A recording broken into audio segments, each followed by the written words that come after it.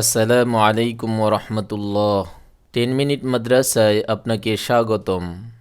আজ আমরা ঘুমানোর সময়ের 10টি সুন্নত কাজ সম্পর্কে জানব। মানুষের প্রতি আল্লাহ তাআলার নেয়ামত রাজির মধ্যে ঘুম একটি।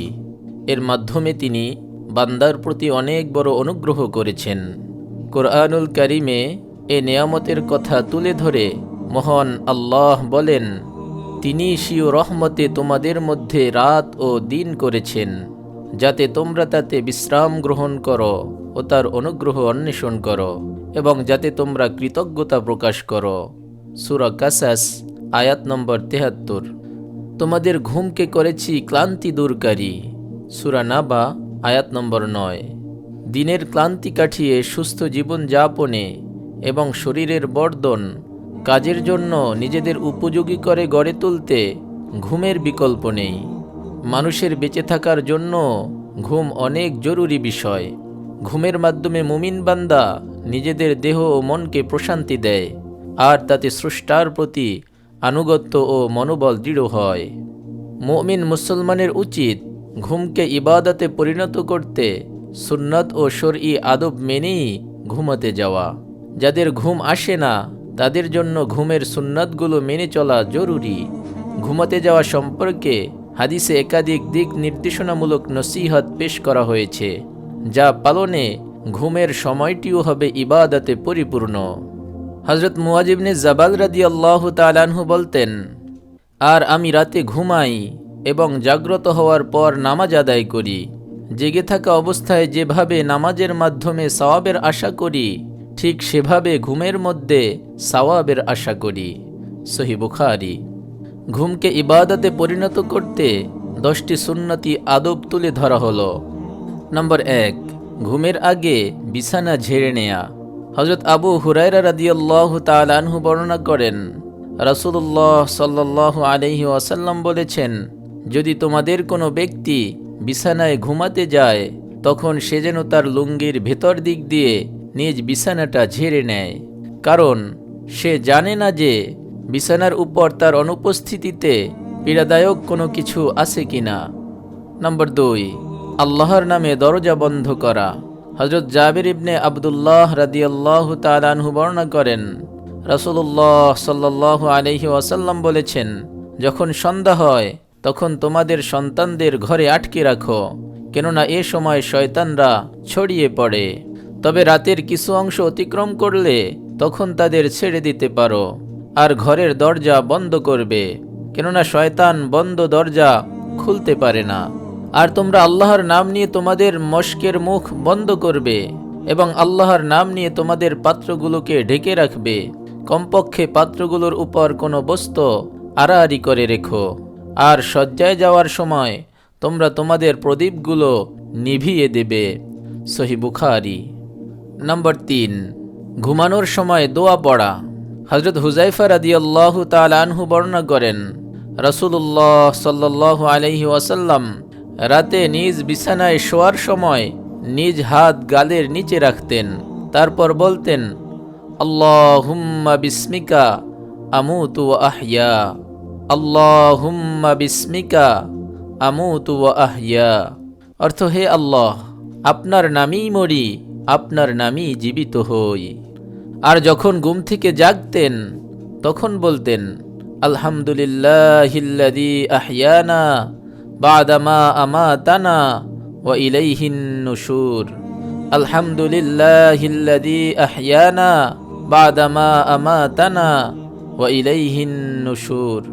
অর্থ, সেই আল্লাহর জন্য প্রশংসা, যিনি মৃত্যুর পর আমাদের জীবন দান করলেন এবং তারই দিকে আমাদের পুনরুত্থান হবে। সহিহ বুখারী। নম্বর 4, ডান কাতে শোয়া। হযরত বারাআ ইবনু আজিব রাদিয়াল্লাহু তাআলা আনহু বর্ণনা করেন, রাসূলুল্লাহ সাল্লাল্লাহু আলাইহি ওয়াসাল্লাম যখন নিজ বিছানায় বিশ্রাম নিতে যেতেন তখন তিনি ডান পাশের উপর ঘুমাতেন। সহিহ বুখারী। নম্বর 5, ওযু করে ঘুমানো। হযরত আয়েশা রাদিয়াল্লাহু তাআলা আনহা বর্ণনা করেন, নবী করিম সাল্লাল্লাহু আলাইহি ওয়াসাল্লাম যখন জানাবাতের অপবিত্রতা অবস্থায় ঘুমাতে ইচ্ছা করতেন তখন তিনি লজ্জাস্থান ধুয়ে নামাজের অজুর মতো অজু করে ঘুমাতেন। সহিহ বুখারী। নম্বর 6, সতর অবস্থায় ঘুমানো। হযরত বাহাজ ইবনে হাকিম রহমতুল্লাহি আলাই তার বাবা ও দাদার সূত্রে বর্ণনা করেন, আমি প্রশ্ন করলাম, হে আল্লাহর রাসূল, আমাদের লজ্জাস্থান কতটুকু ঢেকে রাখব এবং কতটুকু খোলা রাখতে পারব?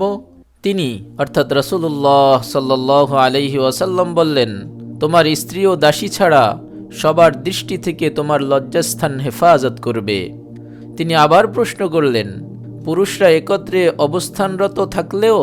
তিনি বললেন, যতদূর সম্ভব কেউ যেন আবরণীয় স্থান দেখতে না পারে তুমি তাই করো। আমি আবার প্রশ্ন করলাম, মানুষ তো কখনো নির্জন অবস্থায়ও থাকে। তিনি বললেন, আল্লাহ তাআলা তো লজ্জার ক্ষেত্রে বেশি হকদার। ইবনু মাজাহ। নম্বর 7, উপর হয়ে না শোয়া। হযরত আবু হুরায়রা রাদিয়াল্লাহু তাআলা আনহু বর্ণনা করেন, রাসূলুল্লাহ সাল্লাল্লাহু আলাইহি ওয়াসাল্লাম এক ব্যক্তিকে পেটের উপর উপুর হয়ে শুয়ে থাকতে দেখে বললেন, আল্লাহ তাআলা এরকম শোয়া পছন্দ করেন না। জামে তিরমিজি। নম্বর 8, আলো বন্ধ করে ঘুমানো। হযরত সালিম ইবনে আব্দুল্লাহ রহমতুল্লাহি আলাই তার বাবা থেকে বর্ণনা করেন, তিনি অর্থাৎ আব্দুল্লাহ রহমতুল্লাহি আলাই বলেন, রাসূলুল্লাহ সাল্লাল্লাহু আলাইহি ওয়াসাল্লাম বলেছেন, ঘুমের সময় তোমরা তোমাদের ঘরে আগুন জ্বালিয়ে রেখো না। নাসাই। নম্বর 9, দুঃস্বপ্নে পাশ ফিরে ঘুমানো। হযরত জাবির রাদিয়াল্লাহু আনহু বর্ণনা করেন, তোমাদের কেউ যখন এমন স্বপ্ন দেখে যা সে পছন্দ করে না, তখন সে যেন তার বাম পাশে 3 বার থুথু ফেলে এবং শয়তানের অনিষ্টতা থেকে আল্লাহর কাছে 3 বার আশ্রয় প্রার্থনা করে, আর যে পাশে ঘুমানো ছিল তা থেকে যেন বিপরীত দিকে ফিরে ঘুমায়। সহিহ মুসলিম। নম্বর 10, ঘুমে খারাপ কিছু দেখার পর করণীয়। হযরত আবু কাতাদা রাদিয়াল্লাহু তাআলা আনহু বর্ণনা করেন, আমি রাসূলুল্লাহ সাল্লাল্লাহু আলাইহি ওয়াসাল্লামকে বলতে শুনেছি যে, সুন্দর স্বপ্ন আল্লাহর পক্ষ থেকে আর দুঃস্বপ্ন শয়তানের পক্ষ থেকে। অতএব তোমাদের কেউ যখন এমন কোনো ব্যাপারে স্বপ্নে দেখে যা সে পছন্দ করে না, তখন সে যেন তার বাম পাশে 3 বার থুথু ফেলে এবং আউযু বিল্লাহ, সূরা ফালাক ও সূরা নাস পড়ে স্বপ্নের অনিষ্ট থেকে আশ্রয় চায়, কারণ এভাবে করলে তাতে তার কোনো ক্ষতি হতে পারে না। সহিহ মুসলিম। অন্য হাদিসে রাসূলুল্লাহ সাল্লাল্লাহু আলাইহি ওয়াসাল্লাম বলেছেন, ভালো স্বপ্ন আল্লাহর পক্ষ থেকে আর মন্দ স্বপ্ন শয়তানের পক্ষ থেকে। সুতরাং যে ব্যক্তি কোনো স্বপ্ন দেখল আর এতে কোনো কিছু পছন্দ হলো না, তখন সে যেন তার বাম পাশে থুথু ফেলে এবং শয়তানের অনিষ্ট থেকে আল্লাহর আশ্রয় প্রার্থনা করে, তাহলে তা তাকে কোনো সমস্যায় ফেলবে না আর কারো কাছেই এ স্বপ্নের কথা বর্ণনা করবে না। আর যদি কোনো ভালো স্বপ্ন দেখে তাহলে সুসংবাদ গ্রহণ করবে, আর যাকে সে মোহাব্বত করে এমন ব্যক্তি ছাড়া কারো কাছে যেন তা বর্ণনা না করে। সহিহ মুসলিম। আল্লাহ তাআলা মুসলিম উম্মাহকে ঘুমের ব্যাপারে ভিডিওতে উল্লিখিত সুন্নাহগুলো যথাযথ আদায় করার তৌফিক দান করুন এবং এই সুন্নাহগুলো আদায়ের মাধ্যমে ঘুমকে ইবাদতে পরিণত করার তৌফিক দান করুন। আমিন। আপনি যদি এরকম ভিডিও আরও পেতে চান তাহলে আমাদের এই চ্যানেলটি সাবস্ক্রাইব করে পাশে রাখা বেল আইকনটি অন করে দিন। আপনার প্রতি শুভকামনা রেখে আজকের মতো বিদায় নিচ্ছি। আসসালামু আলাইকুম ওয়া রাহমাতুল্লাহ।